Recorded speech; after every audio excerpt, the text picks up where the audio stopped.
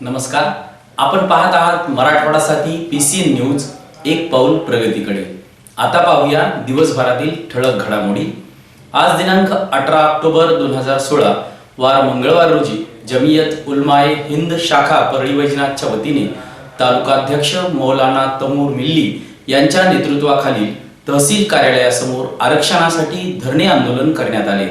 यावेळी मिल्ली यांनी आमच्या हक्काचे आरक्षण आम्हाला मिळाले पाहिजे, नाहीतर आम्ही रस्त्यावर उतरू असा इशारा दिला. यामध्ये मुस्लिम समाजाच्या सामाजिक, राजकीय, शैक्षणिक व आर्थिक मागासलेपणा सच्चर समिती, रंगनाथ मिश्रा समिती तसेच रहमान मलिक समितीच्या अहवालानुसार स्पष्ट करण्यात आले. या धरणे आंदोलनासाठी सामाजिक क्षेत्रातील समाजसेवी तसेच सर्व राजकीय पक्षांनी उत्स्फूर्त प्रतिसाद दिला. जमियत उलमाए हिंदच्या वतीने जिल्हा उपाध्यक्ष सय्यद जमील, अध्यक्ष जिल्हा सचिव शेख अब्दुल बाशिद भाई, परळी तालुक्याचे अध्यक्ष मौलाना तमूर मिल्ली, शहराध्यक्ष मौलाना रईस नदवी, अमीरे जमात इस्लामी अलहाज सय्यद अनवर सर, तालुका महासचिव शेख सिकंदर, शहर महासचिव हफीज अदिल, नगरसेवक जावेर खान, चंदूलाल बियाणी, ॲडव्होकेट जीवनराव देशमुख, माजी नगराध्यक्ष दीपकराव देशमुख, नगरसेवक वैजनाथ बागवाले, माजी नगरसेवक अब्दुल करीम, नगरसेवक शकील कुरेशी, हफीज बुरान व समशुद्दीन खतीब इत्यादी मान्यवरांच्या हस्ते माननीय उपजिल्हाधिकारी साहेबांना मुस्लिम आरक्षणाचे निवेदन देण्यात आले. देश के अंदर मुसलमान चूँकि बहुत ही ज़्यादा खस्ता हालत के अंदर, परेशानियों के अंदर, तालीम एतबार से, नौकरियों के एतबार से और समाजी एतबार से, सियासी एतबार से बहुत ही पिछड़े तरीक़े से अपनी ज़िंदगी गुजार रहे हैं और जो है बहुत ही तालीम के अंदर भी बहुत ज़्यादा पीछे हैं. इसलिए जमीयत उलमा की तरफ से पूरे हिंदुस्तान के अंदर, पूरे भारत के अंदर और ख़ास तौर से महाराष्ट्र के अंदर ये जो है आरक्षण के ताल्लुक़ से जो है धरना आंदोलन किया जा रहा है और पूरे महाराष्ट्र के अंदर हर तहसील के अंदर, हर तहसील कार्यालय के सामने जो है धरना आंदोलन किया जा रहा है और इस बात की कोशिश की जा रही है कि हमारे मुसलमान भाइयों को जो है तो आरक्षण मिले, 5% तालीम के अंदर भी मिले, सियासत के अंदर भी मिले, हर तरह से, ताकि पूरे मुसलमान जो है हमारा पूरा देश तरक्की करे. इसलिए कि मुसलमान अगर तरक्की करेंगे और जो है तो पूरा देश तरक्की करेगा. जिस तरह अपने जिस्म के अंदर बहुत सारे आज़ा होते हैं, हाथ होता है, पैर होता है, सर होता है, ज़बान होती है. अगर कोई आदमी बहुत खूबसूरत है लेकिन उसका एक हाथ कमज़ोर है तो ये कहेंगे कि आदमी तो बहुत खूबसूरत है लेकिन उसका एक हाथ कमज़ोर है. इसी तरह जो है पूरी कौमें तरक्की करेंगी, हिंदुस्तान के अंदर रहने वाले तमाम बाशिंदे तरक्की करेंगे तो पूरा हिंदुस्तान तरक्की करेगा. अगर मुसलमानों को छोड़ दिया जाएगा और जो है उनको पीछे रखा जाएगा तो लोग कहेंगे हिंदुस्तान तो तरक्की पर है लेकिन कुछ उसका जो है अज़ू कमज़ोर है. इसलिए जमीयत उलमा की तरफ से पूरे महाराष्ट्र के अंदर इस बात की कोशिश की जा रही है कि मुसलमानों को जो है आरक्षण मिला जाए और जो है हम इस तायद के अंदर है कि जितने लोग जो है, चाहे मराठा हो चाहे दूसरे लोग हैं जो आरक्षण मांग रहे हैं, उनको भी आरक्षण दिया जाए और मुसलमानों को भी आरक्षण दिया जाए. अब उसके लिए क्या करना है, ये काम हुकूमत का है, ये सोचना काम हुकूमत का है, हमारा काम नहीं है. हम तो ये चाहते हैं कि हम भी जो है तो तरक्की करें, हमारे बच्चे भी जो है कलेक्टर बने, तहसीलदार बने और हुकूमतों के ओहदे पर आए और हिंदुस्तान की तरक्की के अंदर हिस्सा ले. इस शहर के अंदर भी जो है ये धरना आंदोलन किया जा रहा है. मैं उम्मीद करता हूँ हमारी हुकूमत से कि वो हमारी इस मांगों को पूरी करेंगी. जय हिंद. नगर परिषद निवडणुकीच्या संदर्भात दिनांक 18 ऑक्टोबर रोजी उपनगराध्यक्ष सुरेश टाक यांच्या निवासस्थानी शिवसेनेच्या आजी माजी पदाधिकाऱ्यांची बैठक संपन्न झाली.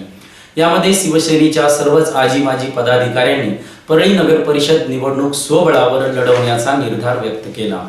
परळी नगर परिषद निवडणूक कार्यक्रम नुकताच जाहीर झाला असून यापूर्वीच्या सर्व निवडणुका शिवसेना भाजपा युतीमध्ये लढवण्यात येत होत्या. मात्र येणारी नगर परिषद निवडणूक शिवसेनेने स्वबळावर लढवावी असा निर्णय शिवसेनेच्या सर्व आजी माजी पदाधिकाऱ्यांनी घेतला.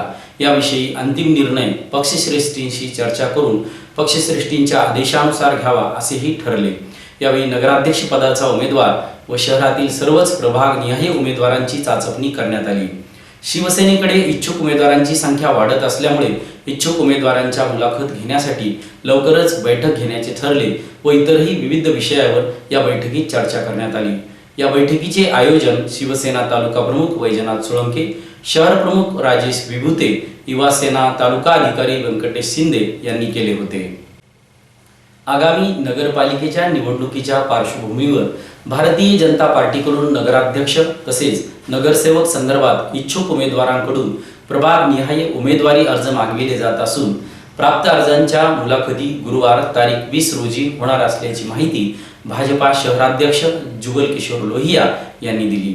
27 नोव्हेंबर रोजी नगरपरिषदेच्या 16 प्रभागात 33 जागांसाठी तसेच जनतेतून नगराध्यक्ष निवडण्यासाठी मतदान होत आहे।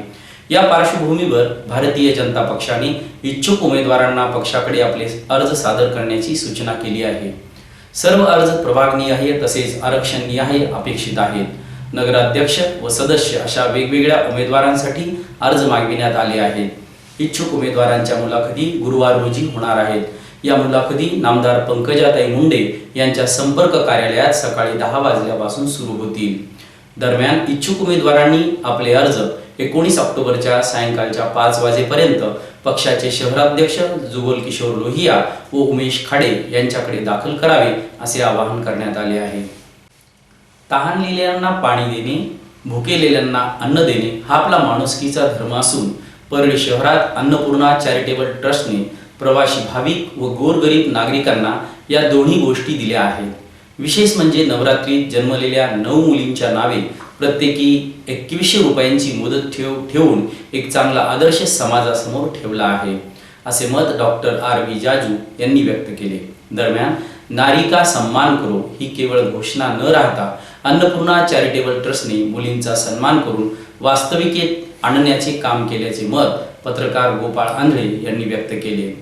परळी येथील अन्नपूर्णा चॅरिटेबल ट्रस्टच्या वतीने नवरात्रीत जन्म झालेल्या 9 मुलींच्या नावे 21 वर्षांसाठी प्रत्येकी 2100 रुपये मुदत ठेवली असून या प्रमाणपत्रांचे वितरण आज उपजिल्हाधिकारी रुग्णालयात करण्यात आले। प्रारंभी माता अन्नपूर्णा देवीची विधिवत पूजा व दीप प्रज्वलन करण्यात आले। अध्यक्ष म्हणून डॉक्टर R.V. जाजू तर प्रमुख पाहुणे म्हणून वैद्यकीय अध्यक्ष डॉक्टर पारस मंडलेचा, वैद्यकीय अधिकारी doctor Patil, doctor R.V. Jaju, पत्रकार प्रशांत जोशी, आत्मलिक शेटे, प्रकाश चव्हाण, धनंजय आरबुणे, गोपाळ आंधळे, स्वानंद पाटील, अनिरुद्ध जोशी इत्यादी उपस्थित होते। यांनी लावलेली चरित्र विष्णुभाऊ यांच्याबरोबर माझ्याकडे आले किंवा आमची ट्रस्ट आहे आणि अशा पद्धतीचं आमचं कार्य आहे आणि ह्या नवरात्रामध्ये जेवढ्या मुली जन्माला येतात त्यापैकी आपल्याला 9 मुलींना हे असा धनादेश वाटप करायचा आहे आणि त्यांनी त्यांच्या ट्रस्टचं जे सगळं नंतर मी विचारपूस केल्यानंतर जे मला त्यांनी सांगितलं तर ते खरोखर म्हणजे खूप प्रेरणादायी होतं की म्हणजे सामाजिक कार्यामध्ये ट्रस्ट किंवा आपण किती झोकवून दिलेला असतं, किती बारीक सारीक गोष्टीचा समाजाचा विचार केलेला असतो आणि कुठं अडचणी आहेत, नेमकं कुठं काय करायचं या दृष्टीने ही जी ट्रस्ट काम करते। तर त्यांनी मला सांगितल्यानंतर आमच्याकडं 1 तारखेपासून दसरा पर्यंत 11 तारखेपर्यंत जेवढ्या काही कन्या जन्माला आल्या त्या सर्व यांची लिस्ट आम्ही त्यांना सुपूर्द केली आणि मी हे सांगितलं आता ते आकडा 9 पेक्षा निश्चित जास्त होता। मी क्लिअर कट त्यांना सांगितलं तुमची संस्था आहे, हा तुमचा राईट आहे, तुम्ही कशा पद्धतीने त्याच्यातले 9 निवडायचे हे तुम्ही पहा। आम्ही जेवढे जन्माला आले तिथं तेवढ्यांची लिस्ट ऑफिशियली सगळं। परळी शहरातील वाहतुकीची कोंडी सोडविण्यासाठी राज्य सरकारमार्फत हालचाली सुरू झाल्या असून सरकारने डॉक्टर श्यामाप्रसाद मुखर्जी रेल्वे उड्डाण पुलाच्या विस्तारीकरणाचा प्रस्ताव केंद्राकडे मंजुरीसाठी पाठवला आहे। लवकरच तो मंजूर होऊन प्रश्न मार्गी लागणार आहे। या संदर्भात राज्याच्या ग्रामविकास आणि महिला बाल विकास मंत्री तथा बीडच्या पालकमंत्री नामदार पंकजाताई मुंडे यांनी मंगळवारी सार्वजनिक बांधकाम मंत्री नामदार चंद्रकांत पाटील यांची भेट घेऊन हा प्रश्न लवकर निकाली काढण्याची विनंती केली होती। गेल्या काही महिन्यापासून परळी शहरातील मुख्य रस्त्यावर वाहतुकीची मोठ्या प्रमाणात कोंडी होत असल्याने नागरिकांना गैरसोयींना तोंड द्यावे लागत आहे। शिवाय अपघाताचे प्रमाणही दिवसेंदिवस वाढत असून अनेकांना आपला जीव गमवावा लागला आहे। ही समस्या सोडविण्यासाठी पालकमंत्री नामदार पंकजाताई मुंडे यांनी रेल्वे उड्डाण पुलाचे विस्तारीकरण करण्याबाबत तसेच पर्यायी रस्ता करणेबाबत प्रयत्न चालू केले होते. शहराबाहेरून येणाऱ्या बाह्यवळण रस्त्याचा प्रश्न मार्गी लागल्यानंतर आता रेल्वे उड्डाणपुलाच्या विस्तारीकरण करण्याच्या हालचाली सुरू झाल्या आहेत. या संदर्भात नामदार पंकजाताई मुंडे यांनी मतदारसंघातील शिष्टमंडळासह मंगळवारी सकाळी बांधकाम मंत्री चंद्रकांत पाटील यांची त्यांच्या दालनात भेट घेऊन त्यांना लवकरात लवकर हे काम मार्गी लावून शहरातील वाहतुकीची कोंडी सोडविण्याची विनंती केली होती. Yash kung fu karate and kick boxing असोसिएशनच्या वतीने आज विद्यार्थ्यांना बेल्टचे वाटप करण्यात आले. माजी नगराध्यक्षा सौभाग्यवती राधाबाई बियाणी, सौभाग्यवती पद्मश्री बाजीराव धर्माधिकारी, सौभाग्यवती भारती सतीश बियाणी यांच्यासह मान्यवरांच्या हस्ते बेल्ट प्रदान करण्याचा समारंभ साती सभागृहात आज दिनांक 18 रोजी पार पडला. यामध्ये 15 मुले व 5 मुलींना हे बेल्ट प्रदान करण्यात आले.